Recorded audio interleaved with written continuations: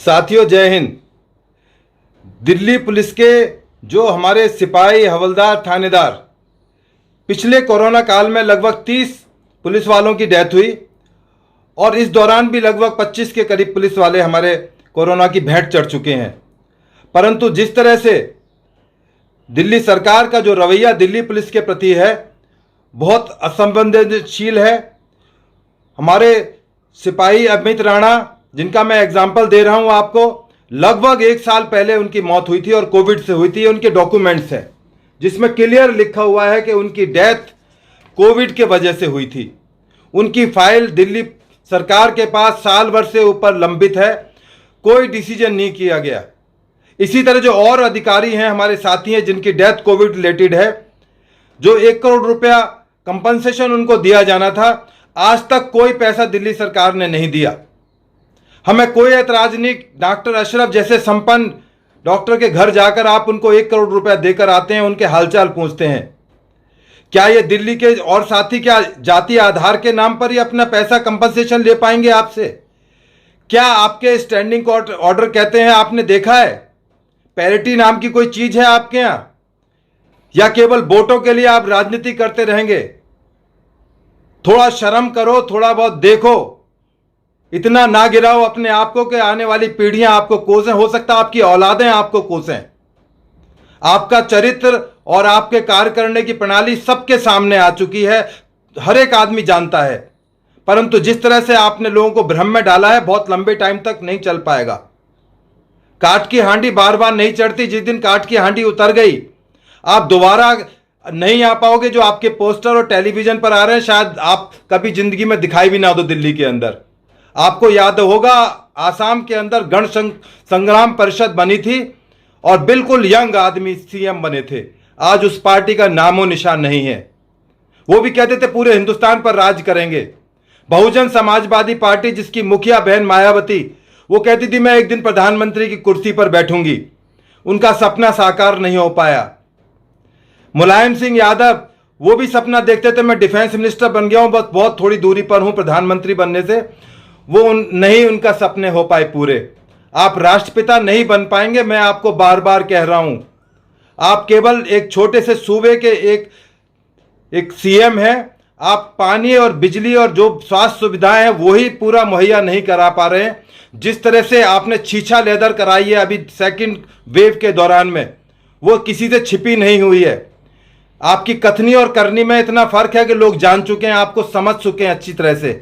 ठीक है, भोले भाले गरीब आदमियों को आप बिजली पानी के फ्री के नाम पर बहका सकते हो, पर हम लोग टैक्स पेयर भी इस दिल्ली के अंदर रहते हैं। मैं भी एक टैक्स पेयर हूं। जो आप ये खैरात नहीं बांट रहे कि 1-1 करोड़ रुपए बांट रहे हैं, ये हमारे पैसे में से दे रहे हैं। आपके बाप दादाओं की कमाई से आप नहीं पैसों को बांट रहे हैं। एक दिन आपको हिसाब किताब देना पड़ेगा इन तमाम चीजों का।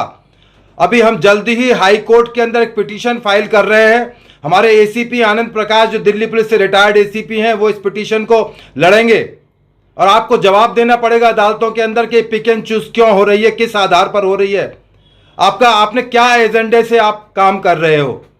आपको बताना पड़ेगा अदालतों को, और नहीं बताओगे तो दिल्ली की जनता एक दिन आपसे पूछेगी। दिल्ली पुलिस का एक एक जवान, जो आपके साथ जो पीएसओ रहते हैं, वो आपसे पूछेंगे सर हमारे लिए आप क्या कर रहे हो, हम आपके लिए सुरक्षा देते हैं।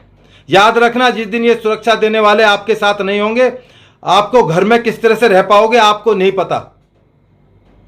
आप सपने में नहीं सोच सकते। जो आपके कुकर्म सबके सामने आ रहे हैं, वो हम सब आपका काला चिट्ठा एक दिन खोलेंगे। याद रखिए, जरूर खुलेगा आपका काला चिट्ठा। अभी 31 मई को पूजा राणा, जो उनकी पत्नी है, हमारे कार्यालय में आएंगी, अपनी बात रखेंगी कि उनको किस तरह से दुख तकलीफों का सामना करना पड़ रहा है।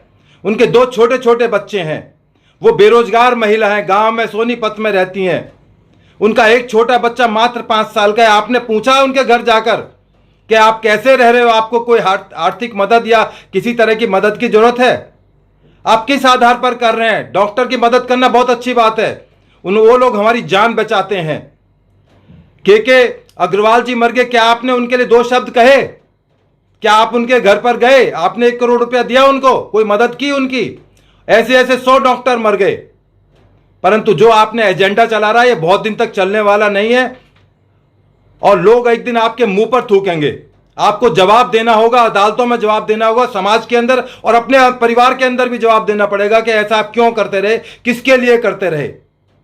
थोड़ा समय है अब भी सोचने समझने का। मैं गारंटी दे रहा हूं, आप बहुत छोटे सूबे के केवल सीएम हो, आप कभी सोचो कि आप पूरे हिंदुस्तान के कोई बहुत राष्ट्रपति या प्राइम मिनिस्टर लोगों के, नहीं, आपका सपना नहीं होगा।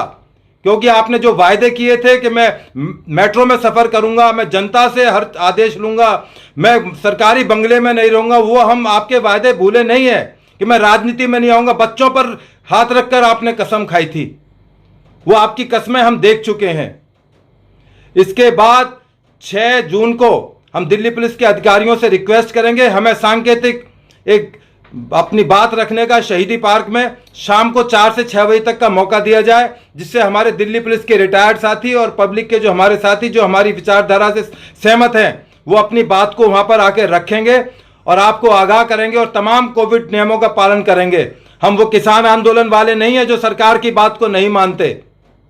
जो जिस तरह से आप उनको सपोर्ट कर रहे हो आज तक, उनको बिजली पानी मुहैया कराए, आपको शर्म आनी चाहिए आपको। और इसका हिसाब किताब जल्दी ही होगा, आप इंतजार कीजिए। 31 तारीख को उनकी पत्नी आपसे सवाल पूछेंगी और 6 तारीख को हम आपसे सवाल पूछेंगे, 6 जून को, कि आप क्या कर रहे हैं, उन फाइलों पर क्यों लिए बैठे हैं। पुलिस मुख्यालय से फाइल आपके पास रखी हुई है, साल से ऊपर हो गया, आप उस पर निर्णय नहीं कर पा रहे हैं। मैं माननीय कमिश्नर साहब से और एलजी साहब से रिक्वेस्ट करूंगा, आप ये सारा मामला आपकी पावर के अंदर है, एलजी साहब को तमाम तरह की क्षमताएं हैं, वो इन फाइलों का निपटारा करें और जो भी हमारे कोविड से रिलेटेड डेथ हुई है उन तमाम को कंपनसेशन दिया जाए। ये जो खैरात बांटने का इन्होंने तरीका है, इस पर रोक लगाई जाए और तुरंत रोक लगाई जाए। जय हिंद, जय भारत।